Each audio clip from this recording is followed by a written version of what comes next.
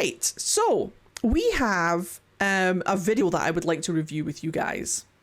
And it is the making of Dragon Age The Veilguard cover story feature from Game Informer, and it involves interviews with the devs. If you want to say hello to YouTube, now is your time. I'd love to sit down and watch it with you. It's 30 minutes long. We can chop and change like what part of it we watch. We can always skip ahead if it gets too much for you guys. But there's an awful lot of really interesting stuff in this video that I would love to share with you guys and talk about, especially because with all of the Game Informer articles that's been coming out, I think the last one released last week or this week, they have been just like rinse and repeating the same kind of stuff. I think, to be fair to the writer of the Game Informer articles, I'm pretty sure that they're under strict guidelines of things that they can say and things that they can't say. So in order to like flesh out some of the articles, they do have to like repeat themselves, which is fine. I understand that. But there's a lot of things that are in the articles that confused me and kind of made me think wrong things and stuff. I think it clears up a lot in here. There are a lot of things in this video that I also do not agree with, but we'll talk about that as we go through.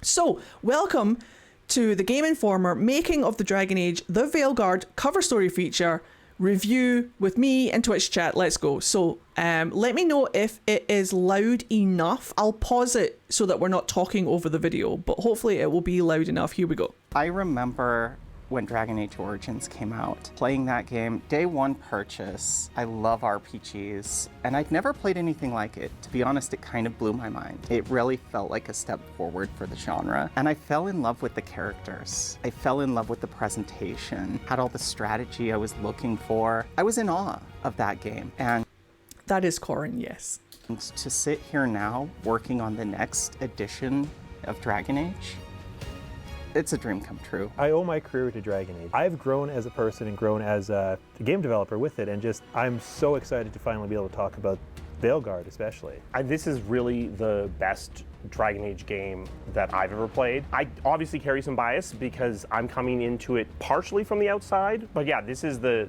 best one. This is the one where we get back to our roots of character-driven storytelling, have really fun combat, and aren't making compromises. Every game has heart and soul that goes into it. But this is something different. This is something more. It's bold. Every game has heart and soul in it, but this is something more. Let's see what they have to say about it.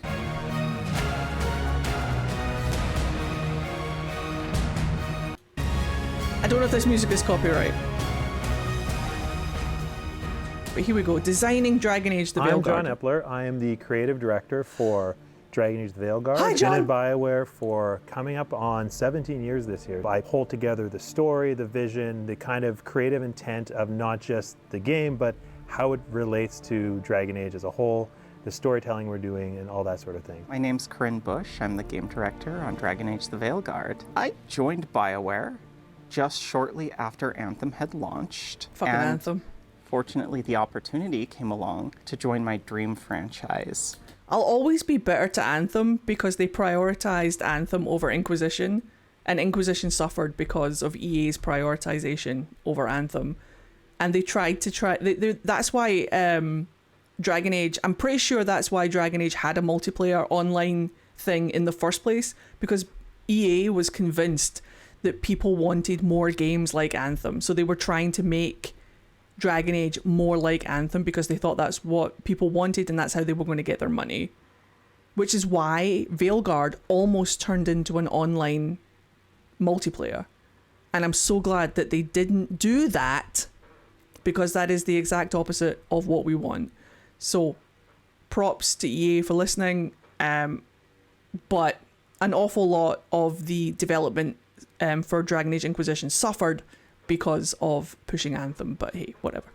Dragon Age. I'm Mark Dara. I am the former executive producer for the Dragon Age franchise. Mark. I was executive producer on Dragon Age Origins, Dragon Age 2, and Dragon Age Inquisition. One of the things we wanted to make sure with Veilguard is that it's respectful and referential to previous games without feeling like you needed to have played Inquisition or DA2 or DAO to understand what's going on. So while there are references, there are moments that we have callbacks, it really is its own story, its own continuation with a different cast with different characters. Historically, Dragon Age has always had a different cast per game, so that gives us a lot of freedom in terms of what we want to lean on in the past and what we want to really bring in that's new and forward. So what they're saying there essentially is that they want this to be a game that if people haven't played the first 3 games, they can just hop into and understand it completely. Like, if you hopped into Mass Effect 3, you wouldn't understand half of it because it's all a linear storyline. And even though Dragon Age is a linear storyline, they wanted this one to be something that could stand on its own. So even though they're pulling references from the previous games because it is a linear storyline, people who haven't played the first 3 games could potentially hop into this game and understand it completely. However, they do say that they're pulling back references from the previous games. So we could get cameos from people like Dorian. I mean, if Dorian isn't in it, he's in Tevinter Nights. They're in fucking Tevinter. If Dorian doesn't even like come up in it a little bit, I might actually riot. Also, where's Everin? I'm asking for a friend. Hi, I'm the friend. Facing. The thing that happened in 2023 that I love is that it blew the doors open in terms of what a storytelling RPG could be, where you had Baldur's Gate 3 and you had Zelda and you had all of these games. No, Baldur's Gate 3 mentioned. Starfield come out in the same year and say, this is a storytelling RPG. They're very different from each other. You can like some of these, you can like all of these, but the genre can be bigger. We're learning on each other, we're building foundations that we can build upon. So I think there are going to be a lot of people who picked up their first RPG last year that are going to be looking to pick up something new and could really find something to love in Dragon Age The Veilguard. Love that. Hey, Chuckles. Hope I'm not interrupting.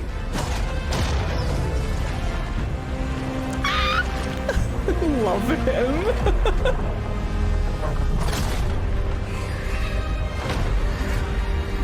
This music is definitely copywritten. It's fine. We'll cope. Let's buy him some time. Now, I want to be clear, I adore Solus.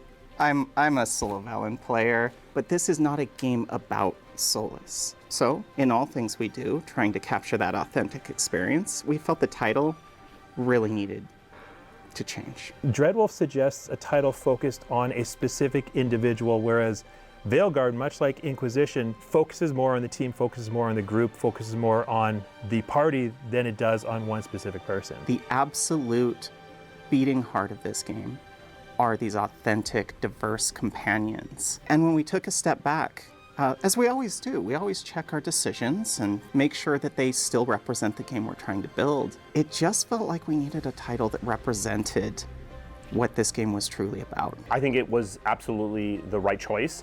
Names can take on a momentum. Arguably, this game has kind of, in a way, been called Dreadwolf since its earlier days. And as the game evolved, as the game figured out exactly what it was, it's very mature to step back and say, we called it something, does it really still reflect what the game is? And I might be being a bit of a dick right now, but I don't think it's mature, like, to step back and say, hey, let's name it this instead of that. But what I will say about this is that it is a game about Solus. Like, I don't care what they say. Like, they set up the whole thing with Solus. He is the cog that is putting all of this together. He was integral throughout the whole of Inquisition. They set up a whole DLC, Trespasser, to set up what he's doing in the Veilguard. And even though he isn't like the main focus of it, he technically is, though. Like, it's because of him, it's because of his ritual, it's because of everything that's happening around Solus that he is still an integral part of this thing. Now, I understand why they changed the name from Dreadwolf to the Veilguard. It's like calling Dragon Age Inquisition, because it's about the Inquisition. This is about the Veilguard. But I think it's mean.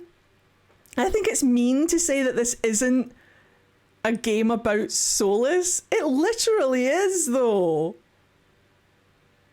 But I love that, you know, like how, and slight spoiler here, so if you don't want to hear this slight spoiler, put your fingers in your ears for the next 5 minutes.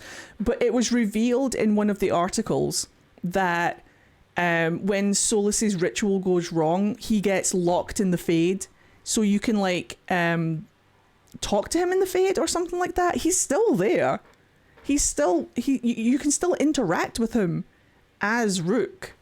Like, come on!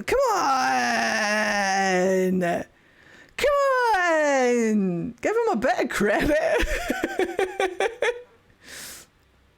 And cause of EA's weird rules, now BioWare can't use Dreadwolf as a title. Why? And you're hanging in his literal house. The lighthouse is Solus's house. Nah, I know that it's just because I'm a huge Solus stan that kind of hit me a little bit hard. But it's not a game about Solus. It's not, like, he's not the main character. He's not the main focus of it, but he kind of is at the same time. But no, I like that they've called it the Veilguard. It's like, it's got the same kind of beat to it as Inquisition, because it's about the Inquisition.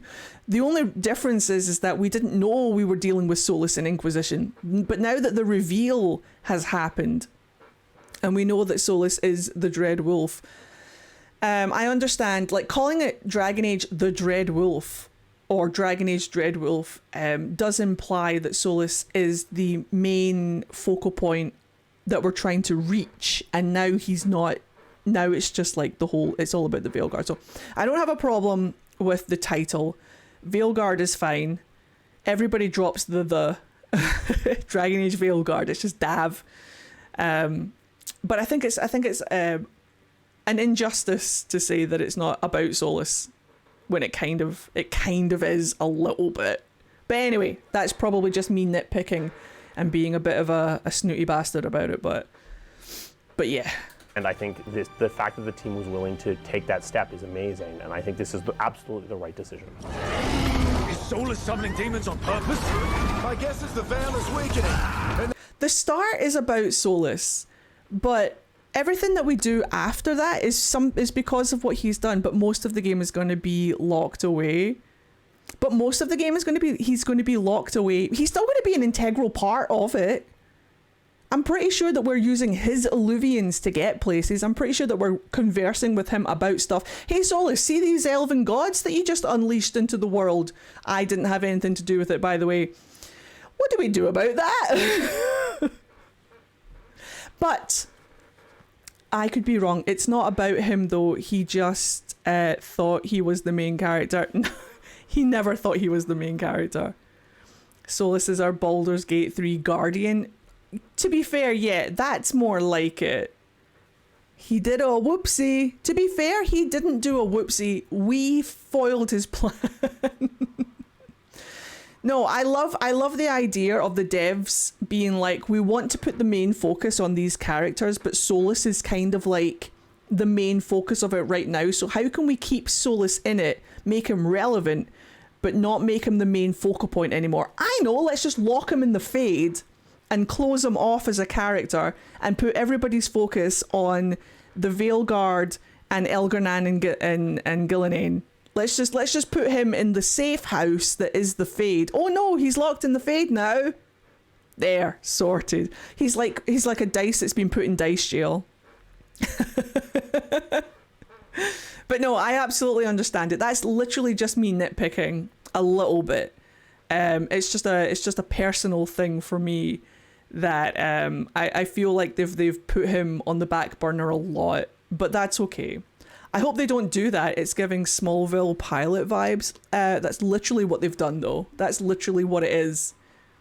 They've locked him in the Fade, and now you talk to him at the lighthouse, I think. I haven't played the game, so I don't know for 100% sure, so do not quote me on that. We'll find out when we actually play the game. But yeah, a little bit of something. They're slipping through the cracks. And when the veil comes down completely, then the whole world is going to look a lot like this.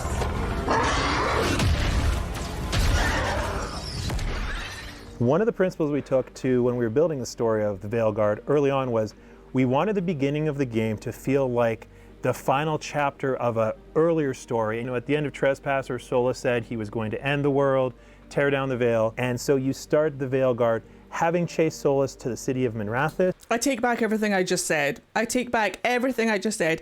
If the way that they're making this game is that the beginning of Veilguard is the conclusion and the closure of Solus's story, then fine. Fine. In the Tevinter Empire, there to stop his ritual, there to take him down, and so you're working with Varric, you're working with other characters, Scout Harding, Nev, who is the detective. You're there to find this character, so... Pauses, rages, see, it was for nothing, whoopsie. Welcome to my video. You're chasing him, you're trying to stop this ritual that he's already said multiple times that he's going to perform. If nothing else, at least I can admit when I'm wrong. Before he performs it, because if he does, the veil get torn down, Fade and the world of the Waking will merge, and demons will pour out, pretty much meaning the end of life as we know it. You know, the thing that is so amazing about Veilguard is this is the game where we finally said out loud that BioWare's greatest strength is telling stories through characters. If you go... Correct. That is their greatest strength, and that's why I'm very excited about Veilguard, because they finally have an opportunity to do that again. Dragon Age 2 was rushed and forced, not because they wanted it to be, but just because of constraints and things that happened during development. Inquisition was rushed, and they didn't have a lot of control over a lot of it. And now they're finally back at the forefront. They're finally back in the pilot seat, writing stories that they want to write, portraying characters that they want to portray, and hopefully producing a game that is fully fleshed out in their own image and everything that they want. Now it's all narrative first, and that's what I'm really excited about. Let's go. All the way back to Baldur's Gate 1, Baldur's Gate 2, these are games that are telling stories through characters, but it wasn't... Baldur's Gate 1 and Baldur's Gate 2 was actually BioWare. I know that Larian took Baldur's Gate 3, but I think the reason that he's referencing Baldur's Gate 1 and 2 there is because that was actually BioWare. So, hey! There wasn't an intentionality behind that. And in this game... Did Larian do it too, or was it just BioWare? We're finally putting that intentionality first and foremost, putting the characters first, Bone Daddy. Building the game around those character moments, around those characters, which is really the best way that Byron knows how to tell stories. The most interesting villains to myself, and honestly to most people, are not just straight up, I just want to end the world. To them, they are the heroes of the story, and Solus is no exception. Solus always feels that he is a tragic hero, but a hero nonetheless, so he's coming into this believing firmly that what you stopped him from doing was the right thing, that you made a mistake, but because now he's trapped, now he can't, reach out and actively affect, he needs to work with you. And that allows us to provide a lot of nuance to the relationship, because Solus sees a lot of himself in you, especially the parts of himself that he maybe doesn't like to face. So there is kind of that interesting push and pull between the two characters, Solus and the main protagonist, Rook. And you can define what that relationship means. You can continue to be suspicious and hostile towards him, or you can start to see him and find that common ground, find that connection between the two of you, and really develop a different relationship over the course of the story. See, he is still a major part of it. He is still a major part of the story. Because now he's locked in the Fade, he doesn't have access to the waking world, and now he can't influence it in any way. He has to influence it through you. You build a relationship with him as Rook. So he's still part of it. He just can't influence the world anymore because they've locked him in his naughty box. It's a good direction to take the Solus story. It allows us to hopefully give a good conclusion to all of the varied attitudes towards Solus that are going to be coming into this game. People who love Solus, people who agree with Solus, people who hate Solus, people who want to kick Solus off a building. I think that we give you the opportunity to bring that to a close, but then tell a greater story about the Veilguard and about the world as a whole. Having worked on Inquisition, having worked on Veilguard, one of the things that we really wanted to lean into early on was Dragon Age has always been about characters, but to some degree it's almost felt like we've lucked into that. Inquisition is a story that ultimately you And the main characters you recruit at the beginning are the ones who have the biggest part to play. We wanted to tell a story this time where you literally cannot save the world without these characters. Beyond that, though, we also wanted to give them their own arcs that run parallel to the main story and really give them that kind of deep storytelling that our fans really enjoy and really thrive. So these followers or these companions don't just exist by themselves. They have relationships with each other as well. They have friendships, they have rivalries, and lean into that concept. You're not just pulling together a bunch of people who will do whatever you say. You're assembling a family, and that becomes the core of what the Veilguard is all about. It's about taking this group, this found family, and saving the world side by side with them. That's one of the things that I was worried about in one of the articles that we read. It sounded like Rook was taking like a major back seat to the storytelling of the companions, but that's the way that the developers have described it. Sounds exactly like Inquisition. It sounds like you know like each individual character has their own little side quest story arc that they do, like all of the personal quests for all of the other companions in like Inquisition, and you gain their trust, you up their relationship meter or whatever you want to call it by doing their personal quests and helping them with their personal trials and tribulations in their faction. So it sounds perfect. It sounds like D&D. I'm here for it. I'm ready for it. This is a story told through characters, but it is a story that's going somewhere. In Origins, a lot of things were done. I know, I'm actually really excited to find out which companions will be rivals as well, because I know they can romance each other, but for some reason for me, I want to know which ones are going to rival each other. Another Anders and Fenris pair, right? One of my favourite crack pairings, Anders and Fenris. Like enemies to lovers. I have two hands. One's for Fenris, one's for Anders. This is my boyfriend Fenris and my other boyfriend Anders. They hate each other, but they both love me. Just to do them. In Veilguard, things are done towards a goal, towards a storytelling goal, towards the future. So this is a game which takes the ball that Inquisition had, puts its own spin on it, has its own characters, takes its own direction, but continues that path forward into the future. One of the principles we wanted to get into with Dragon Age The Veilguard is the world exists even when you're not around. There are things, there are ancient conflicts, there are grudges, things that happen even when Rook, the protagonist. I'm really excited to knock people off of ledges. Do you know how often I'm going to do that? Do you know how often people are going to be flung off of high ledges?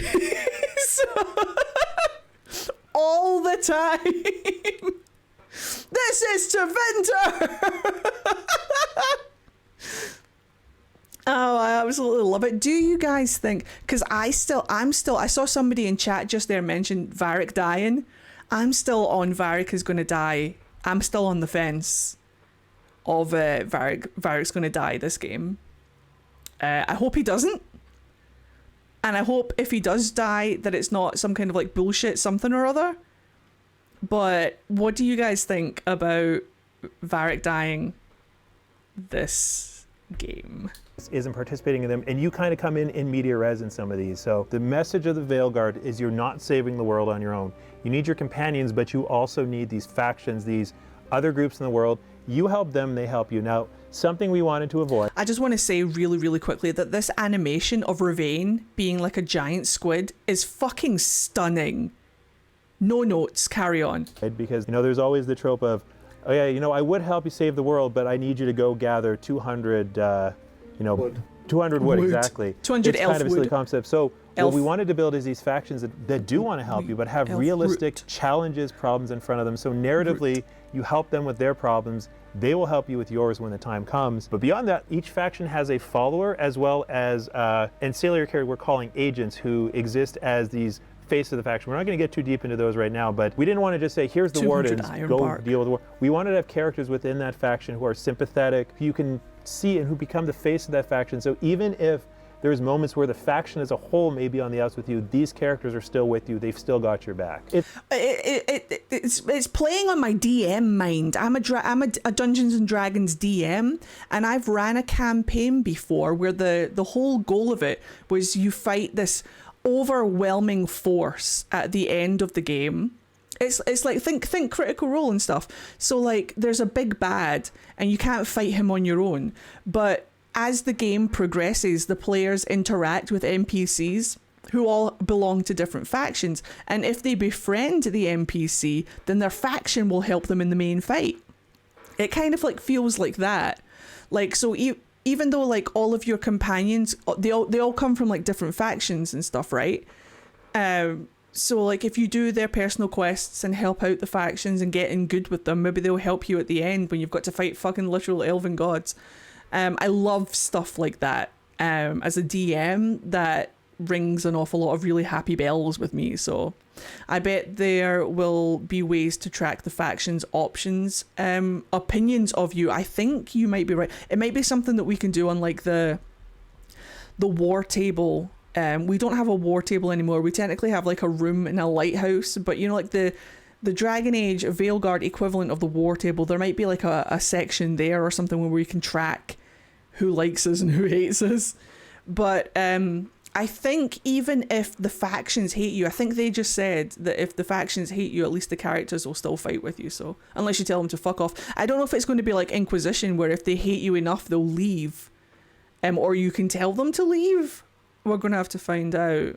It's a core of what we've done with the storytelling in this game. We wanted to make sure all the content you did felt relevant. Everything you do has a purpose and has a tie back into the critical path. Sometimes it's more explicit than others, but there is always a sense that you're moving towards the goal of stopping the elven gods, stopping the end of the world. And it's not just, you know, and I love Dragon Age Inquisition, but the side content, it's not just finding the ring, someone's ring and returning to them. It's helping these people, helping these groups so they can help you when the time comes. So when it comes to identity and iteration on the franchise, we've really moved it into a place where you have the highest of highs. It can be colorful, it can be... Look at that. Fucking look at that. Take me to Antiva. Optimistic, but also you can have the lowest of lows where it gets gritty, it gets painful, it gets quite dark. But throughout it all, there's a sense of... I think they mentioned way early on that they won't leave you if they hate you. Good to know, good to know. ...of optimism. And it creates this delightful through line through the game, this identity that I really think is something special for the franchise now and going forward. Should we be in more of a hurry to get out of here? We don't want to look conspicuous. Just get out of here nice and casual. Find Nev Gallus and stop Solus. The interesting thing about Dragon Age The Veilguard is it takes part in a world of Thedas that we've only hinted at. We've never been there before. The Grey Warden Fortress of Weishaupt, the depths of Arlathan Forest, the Ravane Coast, or even the Grand Necropolis in Navarra. These are storied locations. Let's not forget about Minrathous itself. The great thing about setting the game in these storied locations is no one has ever seen them before. It's extremely exciting. It's honestly, when we started building out these spaces, it's just the possibilities were endless. There's a very famous line by Dorian talking about Minrathous in particular. I wish they'd released the character creator before game release. I heard that they were going to show it. They were going to showcase it before game release. I don't know if they actually are, but we've been promised to see a little bit of character creator. I hope they do as well. You go to Holm Shrall Inquisition, and it's this big, gilded, impressive palace. The only place you've been up to this point is either Kirkwall or Ferelden, both, you know, a little bit less impressive. And Dorian looks at this massive structure, this just absolutely enchanting castle, and says, yeah, that's cute. So finding those moments where we've referenced things and thinking to ourselves, what is the best version of this that we can present? And in the case of Minrathous, what's more spectacular than this massive gilded palace? In the case of Arlathan, what does it look like when you go to the place where the elves had their ancient empire that was run on and fueled by magic? What does the aftermath of that look like, especially when the gods are out in the world and raw magic is seeping back out from the Fade? So one of the things we wanted to get to with the team is really lean on them for their ideas. Like, what excites you about this space? What brings you, you know, a joy and just a thrill to put into the game? And you know, making sure that it fits with the lore. But the great thing about Dragon Age is it's always historically been a series where truth has multiple perspectives, so it just allowed us to build this cohesive space, but also this incredibly colorful, detailed version of each of these spaces we've never been to. It really is a hub and spoke based design. Your base of operations is the lighthouse. You're going to journey out from the lighthouse into an area of the Fade known as the Crossroads, which is full of mysteries, exploration, branching paths, and you'll take Alluvians to the far corners of northern Thedas. So it's confirmed that the game is going to work with a center point or hub being the lighthouse. And we're going to be using the Crossroads Alluvians to branch out to different areas of Thedas, which is how we're able to travel such vast distances in very minimal time. So we'll be going out, doing quests, visiting places, doing things all from that center point in the Crossroads through the Alluvians, which is really, really, really interesting. It means we can go to so many different places. Oh, fun. As far as the environments themselves, some of them are more heavily mission focused, which means they're full of narrative beat after narrative beat. And this is one of the constants of our design philosophy is a curated, handcrafted experience. And by creating that sense of handcrafted, narrative-based experience, we really strongly feel it allows us to tell the best stories possible. We know what's going to happen, we know when it's going to happen, but of course it's influenced by all the decisions that you, the player, have made along the way. However, the game does really open up into some of our larger exploration areas. Now, it's not open world, but these are non-linear areas where you can open up new sections of the map. It's like Inquisition. It's technically not open world, but the maps are open to explore. So it's not going to be like a linear exploration throughout the maps, if that makes sense. But the story itself is going to be linear. So the story, this is just what I'm getting from what Corin is saying. The story will take you to different maps linearly, but once you get into the maps, it's open exploration within the map. So you can explore little bits within the maps that the narrative will take you to, if that makes sense. So it feels exactly like Inquisition, which is exactly my that's kind of like my level of open world. Open world sometimes gets too overwhelming. There's too much to do. There's too much to see. There's too much to find. But it's giving me Hinterlands 2.0. And I know that so many people hate the Hinterlands. For me, it's my fucking favorite place. It's my favorite place. But it's not just the Hinterlands. It's the Hissing Wastes. It's the Western Approach. It's the Fallowmire. It's Crestwood. They're all the same. We don't know how big these maps are going to be, but you're free to roam around the maps whilst you're in them, is what I'm getting from this. It sounds fantastic. It sounds great. Find new pathways, really leaning into solving mysteries, finding ancient treasures, and some of our apex battles. There's some truly terrifying enemies you're going to encounter when you're left to your own means to kind of explore these larger areas. I want to find them. We've been in the south of Thedas, and South Thedas is Ferelden, Orlais. Both are still fairly oppressive. You know, they still have circles. Mages are viewed with suspicion. But Tevinter has always been this land where mages rule. Mages are in charge. Mages rule!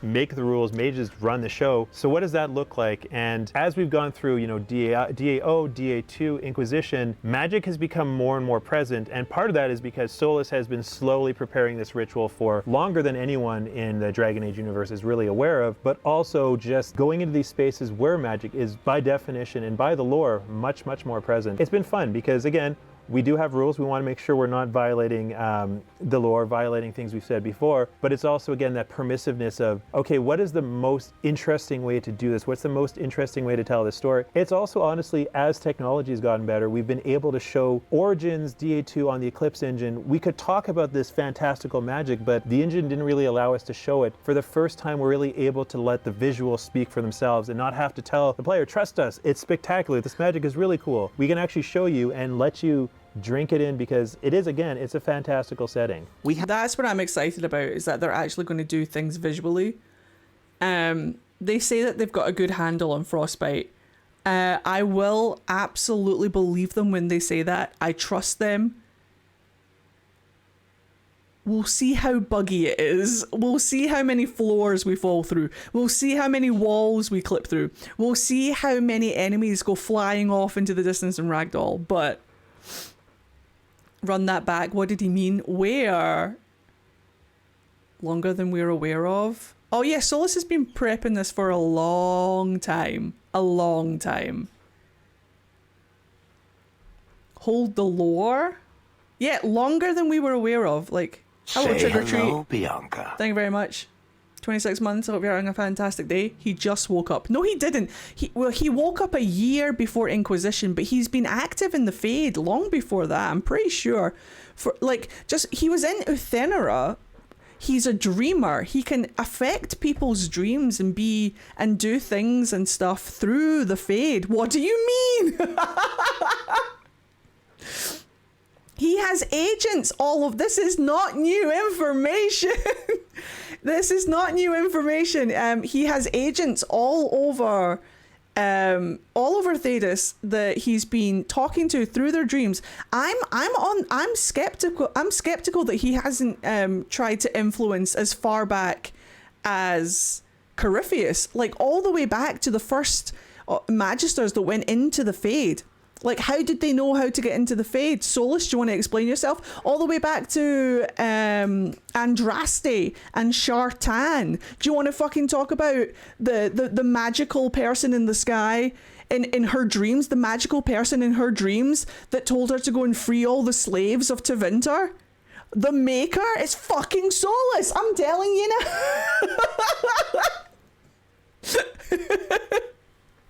He kills dwarves in their dreams, but dwarves don't dream. Make it make sense. But was he the figure in the mirror in Elf Origin? We don't know. Eddie Solus makes Truther. I'm like 80% sure he's the Maker. Same! And I've been saying that for years now. I'm like 80% sure that Solus is the Maker. He's the maker of the Veil. The world is the way that it is. Can you imagine? Picture the scene. Little Andraste, a chastened mage, meets this man in her dreams, and he claims, like, she's like, why the fuck should I listen to you? Who the fuck are you? And he's like, bitch, I made the world the way that it is. The Veil exists because of me. And Andraste's like, the maker of the world. Holy shit. And then she goes and tells everybody, guys, I met the maker of the world. Like, the maker of the Veil. The guy who made the Veil, I made him. Oh, I met him. And everyone's like, fuck off, Andraste, you fucking, like, insane. You just had a dream. And she's like, no, the maker of the Veil, I met him. And that's how the Maker was born. Like, bride of the Maker, yeah, whatever. Picture the scene. Solus just like, I made the world the way that it is. Sure, Grandma, let's get you to bed. And Solus's whole lore is the freeing of slaves. And he hates... Listen to how he talks to Dorian throughout the whole of Inquisition, where he's like, no, we just... you guys and your fucking slavery this and your fucking slavery that. Wouldn't be me. Fuck's sake, Dorian. And it's through those conversations and meeting the Inquisitor and coming down south that Dorian is like, you know what? You're right. I'm going to go back to Tevinter and fuck that fucking slave trade thing up. Fuck yeah. And that's where the Shadow Dragons fucking come from. The Shadow Dragons are literally trying to free slaves out of Tevinter and rehabilitate them back into society. That's Nev's whole fucking deal. But then imagine Solus seeing the Tevinter Imperium for the first fucking time, and all of those elven slaves that he had freed in his time are now slaves to Tevinter. Like, his own people that he spent so long trying to free from the Evernuris are now slaves to fucking Tevinter. He's like, nah, brah. But he's in Uthenera. He can't fucking influence the world. So he goes and finds someone who reminds him of Mythal, maybe. I don't know. Like, fucking Andraste comes along and he's like, dude, you remind me of someone I knew in my youth. She was fucking mint. You could be mint too. Do you want to try? And Andraste's like, yeah, why not? We'll do that for a laugh. Let's go fucking fight Tevinter. All I'm saying is that I'm like 80% sure that Solus is the Maker. But that's just a theory. And I can't say the rest because let's do that for a laugh. Sounds like fun. He is sweating for the bants. Why not? That's a game theory. We have a rich history of lore, of world building within the IP. So existing players will be familiar. Yeah, and then the Chantry comes along. So, like, Andraste's burning on the pyre because her idiot fucking husband got jealous that she was in the spotlight too much. And, of course, proud man has to be like, everybody loves my wife more. Betrays her, sells her to Tevinter. She's up on the pyre and everyone's like, but she knows the maker. Because everybody gets in on religion at some point in their life. They're always like, you can't burn her! The Maker will send his wrath! And Solus is like, if only they knew I couldn't, but if they think that I do, maybe it'll be okay. But then it gets taken out of control. Everyone, because it always spirals out of control, and then it turns into a whole fucking religion that turns into, like, mage is bad, must shit on, and Solus is just in the fade, like, why? Why do my plans never, ever go the way that I want them to? I'm just saying, it's just a theory. I'm not saying that that's what's happened. I'm not saying that that's what happened. What I'm saying is that I'm about 80% sure that that's how it happened. What if Shartan was working for Solus? I can't prove that he wasn't. But what I will say about Shartan is that it mirrors the Evanuris in the way that every Evanuris had a champion. Every Evanuris had a general that was like their favourite. And I'm pretty sure that Solus may have been Mythal's. Maybe. Because they were always kind of like showing up together. I'm not sure if he was like her champion, but he was definitely like her general or something like that. She like he got her coffee or something. Do you know what I mean? Like every morning she would come into the office and Solus would have already gone out and got her a morning coffee and bagel. I don't think that they were lovers. They might have been. I think he fancied the fuck out of her. I don't know if they were actually fucking, but he definitely fancied the fuck out of her.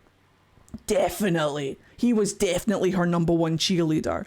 So, when he finds best intern, that's it. Like, employee of the month, all like for 12 months running, it was just Solus's face on the wall. Do you know what I mean? Did all of her finances for her. Took all of her phone calls, fucking Solus. So when Solus starts to convince Andraste to go and take on Tevinter and free all the slaves, he's like, you'll need an inside guy. You'll need a first. You'll need a general. And Shartan, who led the uprising of the slaves in Tevinter, was like, I'll do it. I look like this guy. We could be twins. I'll fucking do it. So we had Andraste on the outside laying siege to Tevinter, and her, number one, in Tevinter, rising up all the slaves, and they were like meeting in the middle. It makes perfect fucking sense. Anyway, this video. Here with these places and very excited to go to them and explore their mysteries. But for our new players, we're not assuming that you know anything about these locations. I've been saying this for years. Bald besties, I've been saying this for years. This is my Roman Empire. If Solus turns out to be the Maker, I want you all to be in my comment section just doing like little hand clap emojis for me, please. And I would say that also extends to the characters. We've taken great care in how we introduce each and every single companion, major story figure within the game as they're introduced. Wait. He's not the Messiah. He's a very naughty boy. Needs a leader. Someone we can count on. Someone that the world can count on.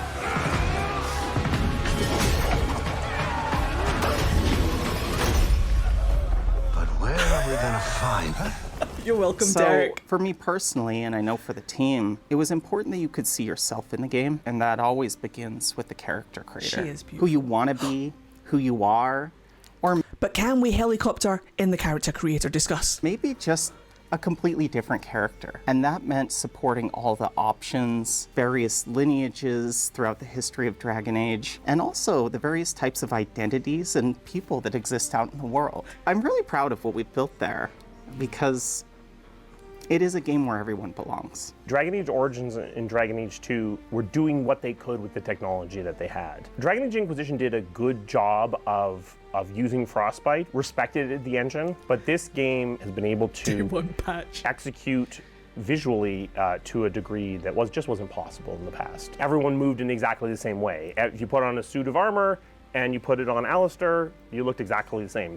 Alistair mentioned Alistair emotes in chat, please. We're right beside each other. Now we're able to keep the character coming through in the visuals and the motion, even as you're customizing. We love Alistair. Which just wasn't possible in the past. It's really tough, I must say, in an RPG where you're equipping different types of armor, where you've got different lineages to create that robust experience. But it's something we absolutely wanted to support. And I want an Alistair cameo.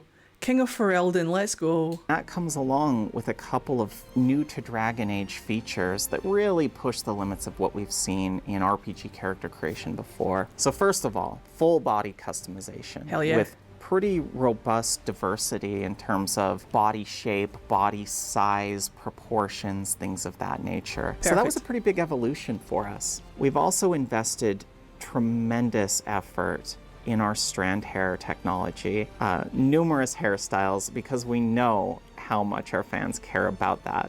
It's the thing we care about the most is, are we going to get shit hair? And the answer is no. We're not going to get 3 updos, 50 different buzz cuts, and 3 bald options. We're actually going to get a lot of long hair and long hair physics as well. So it's going to bounce and sway and move, and it's going to be fantastic. Also, full body customization. So if you want to be a larger Rook, you can. And everything down there is customizable as well. So let's go. Yes, I'm very excited for transmog as well. That's the one thing that this game was missing was transmog and glamours. That's what this game needs, and I cannot wait. I cannot wait. And 40 different types of Kunari horns and different materials that your Kunari horns can be made out of. You know how Tash has that kind of like veil quartz green horn? Apparently you can do that for yours as well. Don't quote me on it though, but I'm very excited.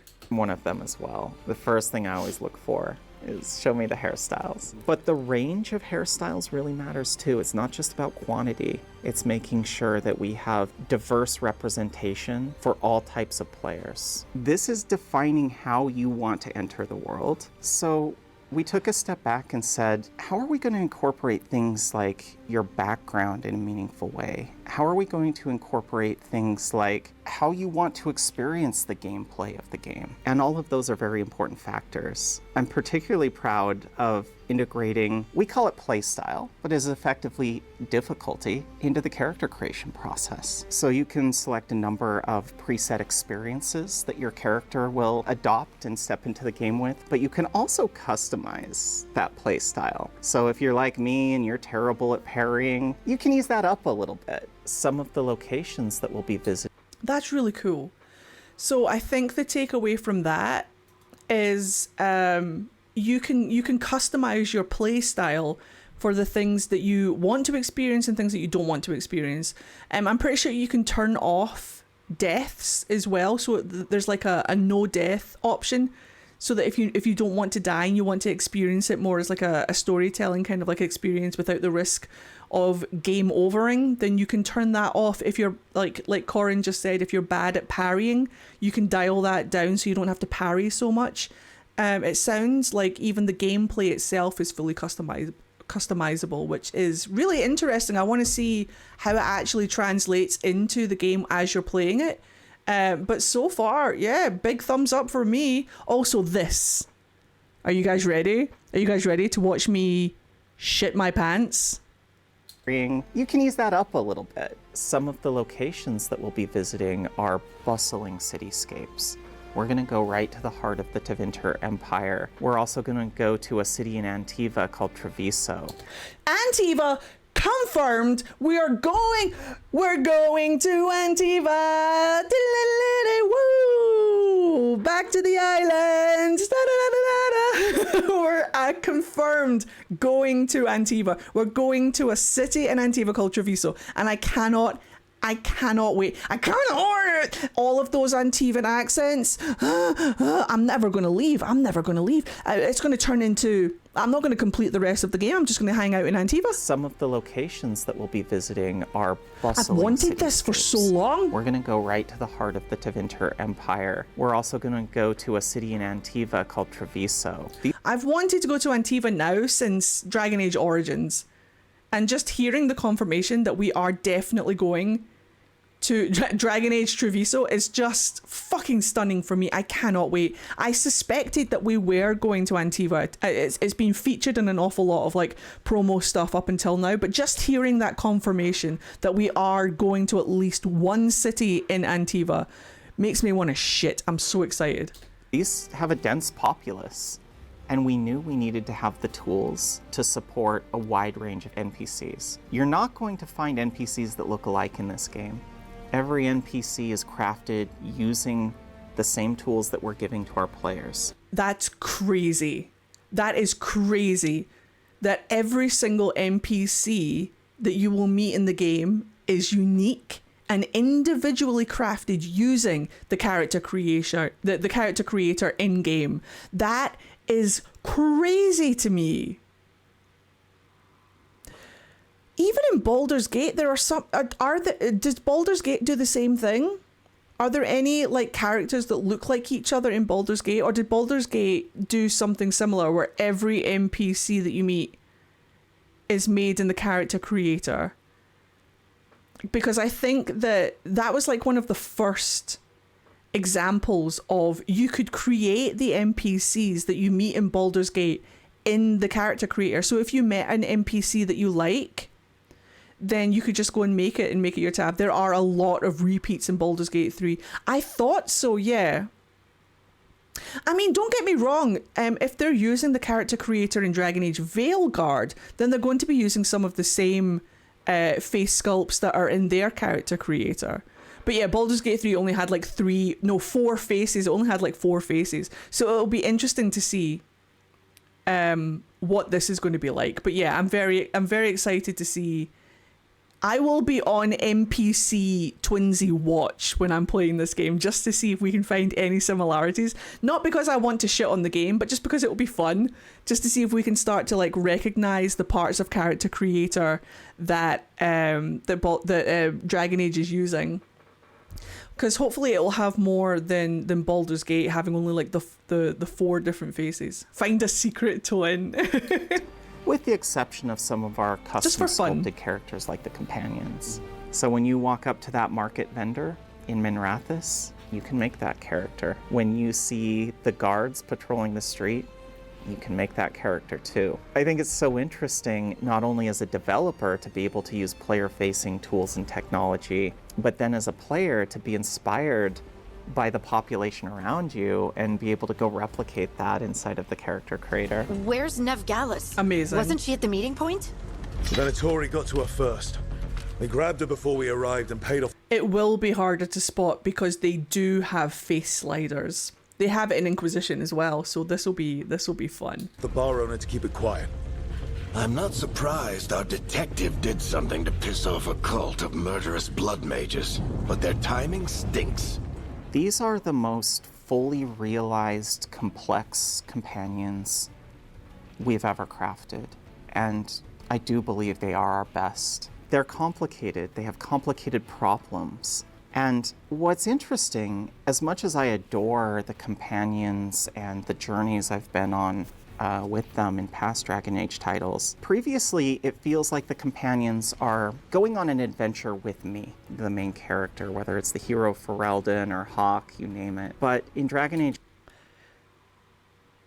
No, I'll wait. The Veilguard, in many ways, the companions are so fleshed out that it feels as though I'm going on a journey with them. I'm exploring how they think and feel. I'm helping them through their problems. We're working through their unique character arcs. They feel like my dear friends, and I absolutely adore them. So outside of combat, what that means is they're going to have their own concerns, fears, distractions, and indeed, even their own sanctuaries, their own personal spaces. In our, I know, why didn't they say Inquisitor?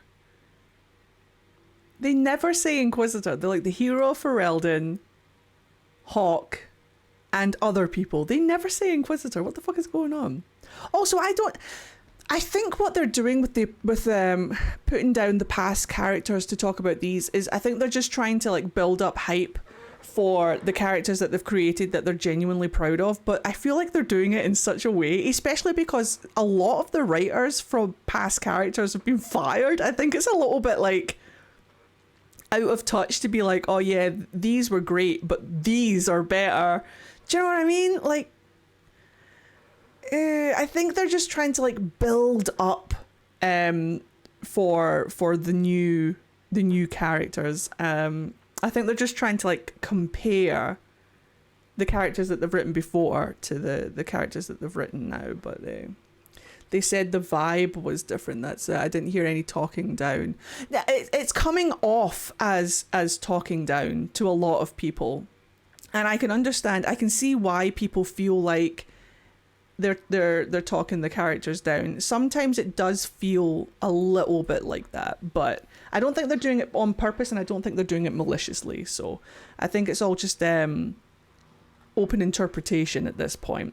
But this video definitely words it. I agree with the people in chat that are saying this video definitely words it a lot better, which I fully agree with. So we shall see. I guess you could call it our base of operations this time, our player hub, the lighthouse.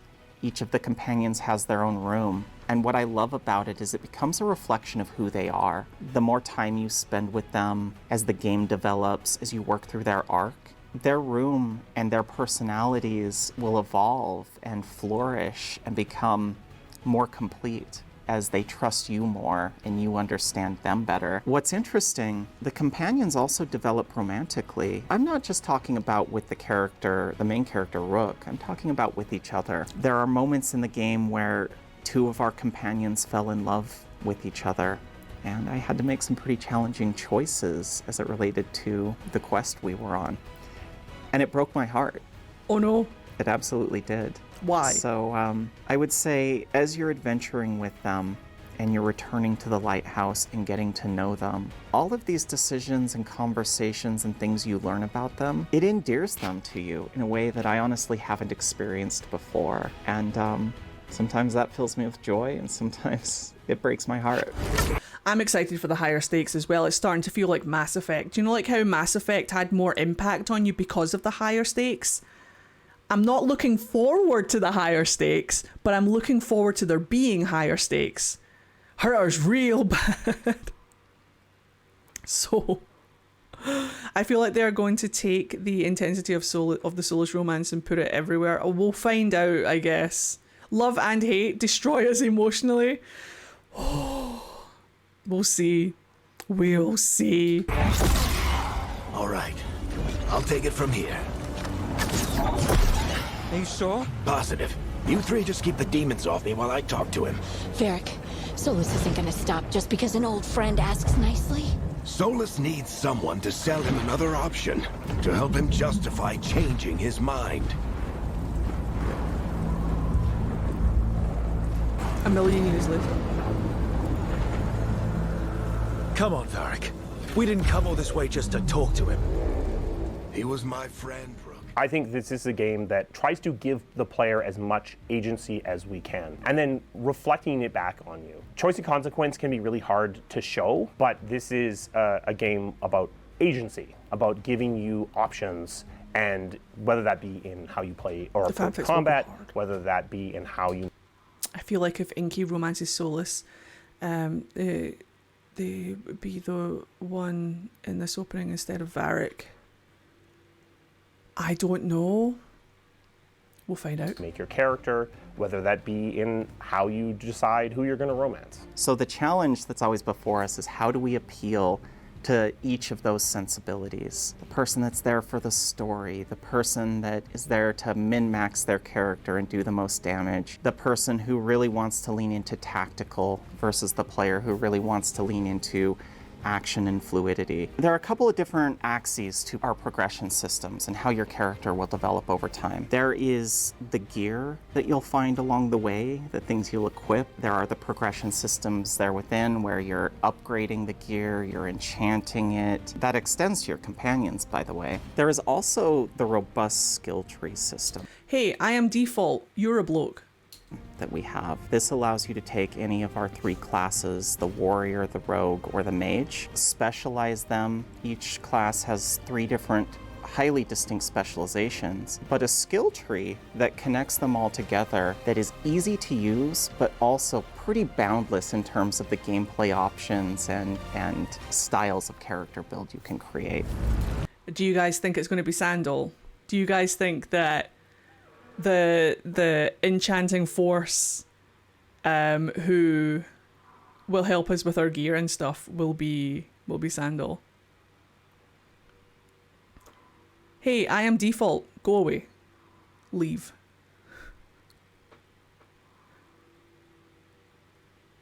Did you see the tweet that was of the Solus romance in the keep that said, I am the one who will live on? Tavern Songs Theories. I think it means all versions of Solus die unless he is romanced. I'm hoping I'm wrong.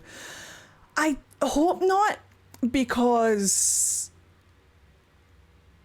they're saying that I hope it'll be more along the lines of the choices that you make and the relationship that your rook has with Solus, rather than just that, because I feel like that's a little bit.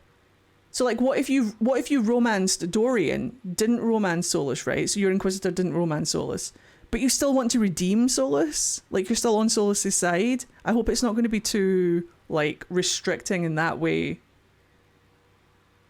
Do you know what I mean? I wonder if it's going to be one of Solus's little spirit friends or something, but I wonder if it's going to be Solus. What if Solus is the one that enhances our armor and stuff? It's not very nuanced. When only romantic love can save him. I agree. I agree with you, and that is why I'm hoping I'm wrong. But the tweet was definitely telling. Oh shit. Tag me. If you find it again, tag me in it. And I'll have a look at it and see how it feels, but we'll see.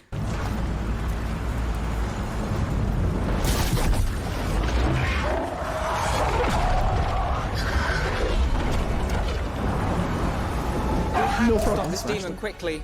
The gameplay in the franchise has been an evolution. Every single entry reimagines what combat is like. But it does keep that thread that's always been there. When you go from Dragon Age Origins with very tactical combat to Dragon Age 2, which still had pause and play, to Dragon Age Inquisition, again with some tactics, pause and play, but moving towards more action-oriented aspects. In this game, you have focus on Rook, on your character, but still having that control coming into your combat experience from the other people in your party. Our goal was to make sure we had a system that allowed players to feel like they actually were able to step into the world of Thedas. They're not a player observing from afar.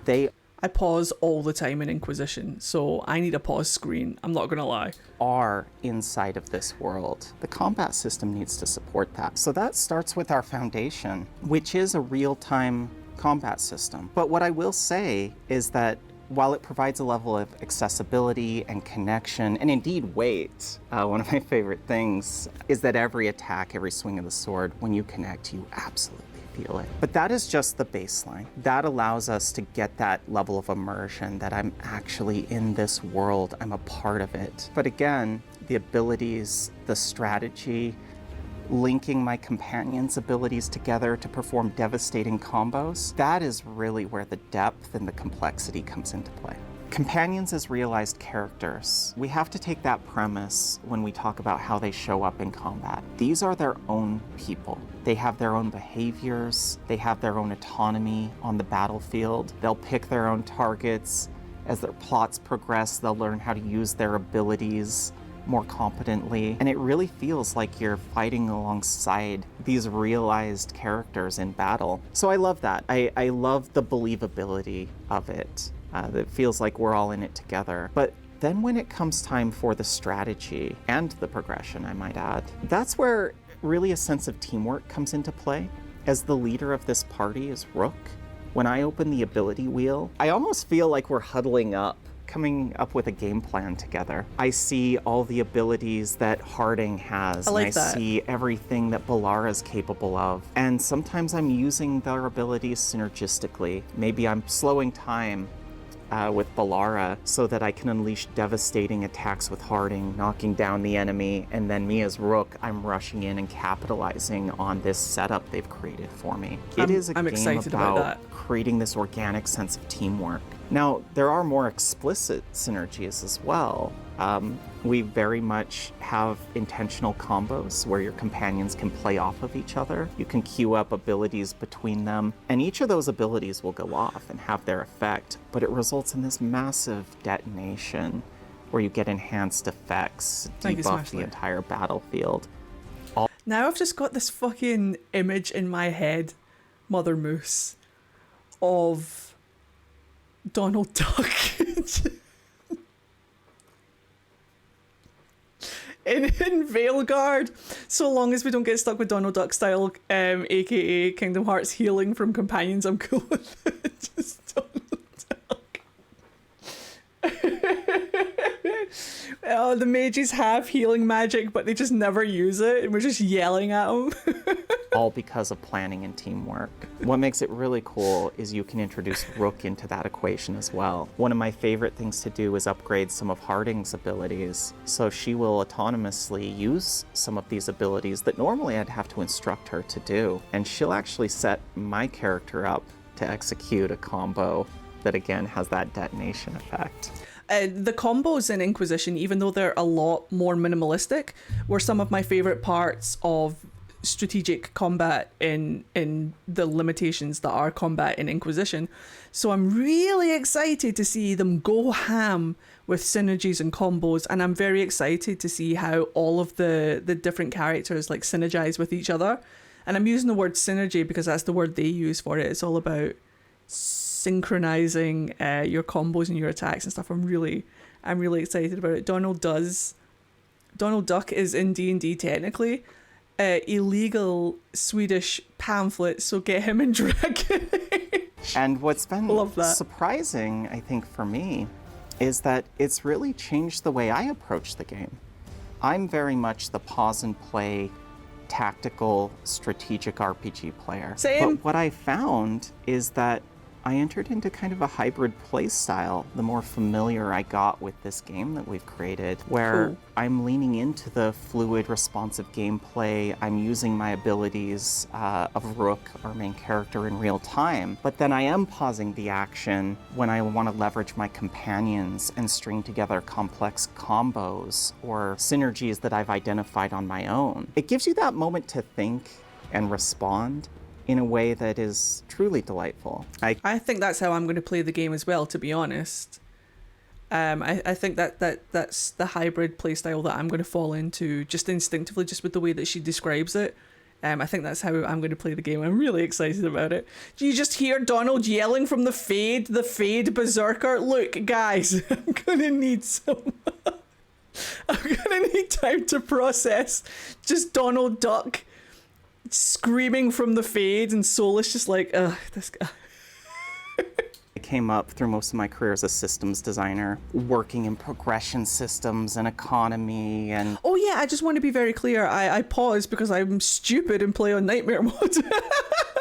If you guys don't pause, then that's totally fine too. How these little virtual characters behave. But I think the thing that surprised me the most has to be just the passion and the culture that the studio has for telling stories for these characters that we've all created together. I mean, honestly, I just want to say I am incredibly proud of this project. I'm incredibly proud of this team, and I think the thing I'm most excited about when people start playing this game, people start seeing more about this game, is every little piece, every little thing in this game is because somebody cared. Somebody cared enough to put it in, and you can see that there's a saying that the game reflects the team. I think this one reflects the team that made it in the best possible way. I'm really excited about this game. It's really been really gratifying to come back onto. Also, if the music playing in the background is part of the Veilguard's actual like main soundtrack, then give it to me now. I need it like yesterday. The team and see everything that they've accomplished in the last couple of years. The game's coming together great. It's really fun. Which I think it is. And I'm really looking forward to people getting their hands on it in a little while. Like, is that... Hi, Sephiroth. Is that the main theme of Dragon Age Veilguard? Because I need it, like, 5 minutes ago. I need it, like, yesterday. So, that's a much more, in my opinion, palatable and easier to process interview type thing for what the devs themselves feel and bringing into Dragon Age Veilguard, and I feel a whole lot better after listening to that than I did reading the articles. Bliss, and again, no hate to the guy, the person that wrote the articles, no hate to them at all. It was just an easier way for me to digest the information in this way. And I feel so much better for it. And now I'm genuinely excited. I'm genuinely hyped for it. And I cannot wait. I cannot wait. I feel like it is a passion project. I feel like everything they do is a passion project. Reading To Winter Nights, you can really feel the love that went into all of the characters. If you haven't read To Winter Nights yet, you should, just because it's a really good way. A lot of the characters that feature as companions in Veilguard have like their own little mini stories, their little short stories in To Winter Nights. So it's a really good way to meet the characters and just to like see a little bit of where they come from and who they are as people. Love it. Very excited about it. Shitting my pants. Solus could be the maker, we don't know. But yeah, that was a fantastic watch, and I'm genuinely excited for Dragon Age Veilguard. If you've been watching on YouTube, thank you very much for watching. Go check out the other Dragon Age Veilguard videos that I have right now, and leave me a comment telling me your thoughts on anything that struck you in this video, anything that you want to talk about, anything you want to discuss, any theories that you may have, or just things that you're excited about for the next game. A huge thank you for watching. Please do check out all of my links in the description box down below. I have a link to our Discord. I have a link to all of my socials. Tag me on anything on Twitter if you want me to talk about stuff. I'm quite happy to discuss Dragon Age with you at any time. Or like I say, come into the Discord and talk to us in there. Like, comment, subscribe for more. And as always, I will see you in the next video. See you guys next time. Bye.